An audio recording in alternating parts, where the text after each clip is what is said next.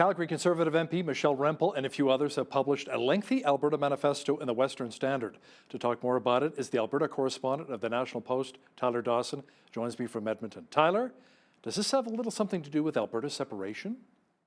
Oh, just a little bit, Hal. Yeah, they basically say no ifs, ands, or buts that Alberta is an unequal partner in Confederation, and if something isn't done to address that, many Albertans are going to vote for independence. They conclude this letter, which is about 13 pages long. They conclude it by saying, one way or another, Albertans will get equality. So it's some pretty strong words in this. I feel like we haven't heard a whole lot about Alberta alienation in the last little while, and this is ramping it right up. You know, it's interesting. We had a political science professor, Dr. Jeffrey Hale from the U of L, on our show recently, and he says when Quebec talked about separating, it took them 30 years to bring business back to the province because everybody bailed. Yeah, you had massive exodus of people from Montreal and things like that. I think having covered this quite a bit in the last couple of years, I think a lot of this is a deeply, deeply emotional reaction to the downturn in the economy, the perceived slights against Alberta from the Trudeau Liberals. It's almost a shoot first and ask questions later sort of thing in many ways. I think where people say, well, we get out and then we'll solve our problems then. But that's been one of the things Jason Kenney has said when he's been asked about this. He says, "Look, we're fighting to make sure that Alberta energy is not landlocked right now. How do you propose to get Alberta's energy to market if we're an independent country?" But at any rate, we had four MPs: Glenn Motz, Arnold Vierson, Blake Richards, and Michelle Rempel Garner write this thing and sign it.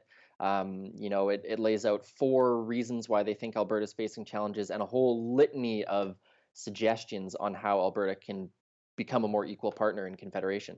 Wow. The railway blockades continue in many regions of our country here. Protesters have thrown their support behind the Wet'suwet'en hereditary chiefs who have a serious problem with the LNG gas pipeline project in northwestern BC, Tyler. Alberta Premier Jason Kenney says the blockades are killing our economy and need to be torn down. Kenney and others are putting pressure on Prime Minister Trudeau to enforce the rule of law, but not much has happened yet. That's true. There has been some slight progress, I would say, in some areas. There was a rail blockade in New Hazelton, BC, if you can find that on a map, that did come down. There was a temporary blockade that went up and down in Edmonton on Wednesday. But the big one, the most important one, is out near Belleville, Ontario, and that has brought the sort of railway network, the CN rail network, to basically a halt in Eastern Canada. So yes, as you said, Jason Kenney's had some really strong words about this. On Wednesday, Premier Scott Moe of Saskatchewan had a phone call with the Council of the Federation, I think it was, all the other premiers, and they were seeking this evening to have a phone call with Trudeau to discuss this ongoing issue. Now, to harken back to what we were just talking about, part of what the Buffalo Declaration talks about is, in a moment of national crisis, the West is feeling neglected in the railway dispute and things like that. It's maybe a tenuous thread, but that is certainly in there. And I think in some ways this letter comes at an interesting time when we're talking about the ability of the federal government to get a gas pipeline built. So there is the energy side of it, and also to sort of maintain some sort of national unity in some ways, as I think tensions and tempers are a little bit inflamed on both sides of this thing. The legislature is back next week, Tyler. That means we'll have a throne speech and a budget. What can we look forward to seeing? Well, hard to say. The government, as always, tight-lipped on these things. What we certainly will see this time around in the budget, I think, is some of the more concrete steps this government is planning on taking to get us back to balance. Now, when we talked about the fall 2019 budget, there were some small cuts, some belt tightening. You could possibly see the cleaver come out this time. There's been, just today, there was a big announcement on the sort of ripping up, I guess you could say, of the physician contracts, um, changing some billing stuff around. And you also had earlier this week some notes on education. So basically, what I think we're going to see is we're going to get some of the details behind some of the policy proposals that have sort of been hinted at over the last little while. And we're also going to get, I think, a good look at what the revenue side of things looks like. We've talked a lot about expenditures over the past year under Jason Kenney's government. We will certainly get a look at what resource revenues look like, what taxation revenues have looked like, and things like that. So, it's going to be, and I think what this is going to mean is quite a raucous session of the legislature, because if we're talking cuts, I mean, any cut, the NDP is going to scream bloody murder. But if when we see this plan start to get laid out, the NDP almost has their attack script written for them on this stuff. So I think we're going to see, like last time around, a pretty rowdy return to business here in Edmonton. So maybe some more earplugs will be dished out once again by the Oh UCP. yeah, some earplugs. Maybe Rachel Notley will get booted out again. Fun and games for everyone. Now, speaking of the UCP, they suggested some changes to the grant funding formula for kindergarten to grade 12. Funding will be done in terms of a 3-year average of enrollment. Yeah, so that's the idea. The idea here is to put in place a more stable and predictable funding model. Now, what critics say about this is that what it actually does is it's looking backwards on enrollment, and so the system will always be playing catch up, so it'll always be underfunded. Um, Now, that's a perfect example of that's where we're going to see more details come out in the budget next week.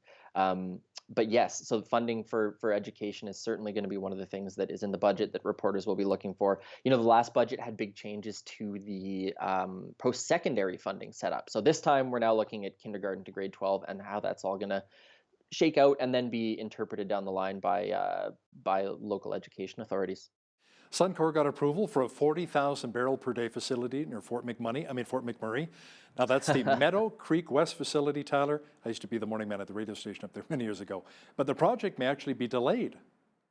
Yeah, so there's certainly some talk of delaying it from the company itself. Now, what this means in terms of the approval is that the company can now go ahead and seek its local development and environmental permits.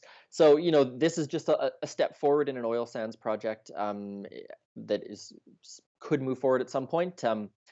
At the same time as we're having this whole spat with Ottawa about the Tech Frontier project. This week, the Alberta Federation of Labor claimed that our public pensions are being used to prop up the fossil fuel industry. Can you tell me more about that? Yeah, so their concern is that AIMCO, which manages public pensions, is investing in, well, what they say is a risky industry that's dying out, and they should sort of divest from it. Now, AIMCO, for its part, says that its investment in petroleum industries are sort of on par and standard with what other pension managers are doing. Now, the reason this matters is because we're also having this conversation about the Fair Deal panel and whether or not Alberta should have its own pension plan. Now, part of the line of attack that labor groups and the New Democrats are going to be rolling out and have sort of already said and have already telegraphed is that this this Alberta pension plan, is a slush fund for Jason Kenney to fund whatever he wants. Now, that's not exactly how the pension system works, but that is, I think, where you're going to see major attacks from the left in this province is over the security of pensions, and we have already seen that in various ways. And so this was just sort of another little step, I would say, in the escalation of that line of attack against the Conservatives. Now, you touched a little bit earlier on the Tech Frontier Mine project, Tyler.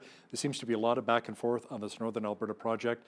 The feds want our province to enforce its 100 megaton cap on carbon emissions from the oil sands. And Government House Leader Jason Nixon says, hey, Ottawa, you're moving the goalposts here. Yeah, he's basically said that this was never part of the deal, that this was not where we had discussed this project going, and that it's gone through the assessments and all that sort of thing, and it just needs to go ahead now. So there should be a decision coming on that really quickly. Now, I mean, what it seems like here is there's sort of a carrot and a stick thing happening, where the federal government is trying to. I'll back up a little bit. Because the federal government finds itself in this situation where it's looking to approve a major carbon intensive resource project, but also is trying to make concrete progress on its climate change goals, they've opened themselves up to the accusation of hypocrisy. And I think they certainly, I think, realize that. And that's part, I imagine, of what is going on here, where they're saying, approval, but maybe it's going to be contingent on you being a little bit more bullish on emissions and things like that. So who knows what's going to happen with that? We should know soon, though. I mean, I feel like we've been watching that one for ages, and it should be by the end of the month. We should have a decision on that, even if the decision's just to kick the can down the road a little ways. Well, I know a lot of Albertans are definitely banking on that, so to speak. Now, the province has launched a survey about auto insurance, Tyler. Does this mean we may be soon be getting a bit of a break when it comes to our auto insurance rates? Well, one can hope. As a matter of fact, I phoned my auto insurance the other day and said, I'm coming up for renewal in the next few months here. What's going to happen?" And they said, "Oh, well, you got to call back in July when it when it renews." So, that's one of the things that I found interesting about this is why they are now doing this consultation after they've lifted the caps. So, you know, it's part of this larger general theme of consultation this government has been embarking upon. So, you know, maybe it is an opportunity for people to give their say, and maybe things will get a little bit financially easier for people on that front. But yeah, hard to say. The Calgary Lougheed Centre received over $100 million recently. What is the money going towards? It's going towards the hospital. So, you know, this government, I think, is quite concerned about the perception that there's going to be closing hospitals and blown up hospitals from the Klein years. And obviously, that is not something that they want. That's not an image of themselves that they want. They were quite strong, firmly against closing rural hospitals when the report came out a few weeks ago on that. And so now they're putting in quite a significant investment in Calgary. Now, I think probably part of that is to spend some money in advance of the budget. You know, they can point to that as a positive expenditure and things like that. So, but yes, spending money, and this has just been a busy week in terms of like that's a little announcement in the scheme of things, but there's this pipeline crisis going on the other side of it. It's just an awful lot happening this week. The Alberta correspondent with the National Post, Tyler Dawson, joining me once again from Edmonton. Thanks again, Tyler. Thanks, Hal. On behalf of all of us here at PCN, I'm Hal Roberts. God bless, and thanks so much for watching.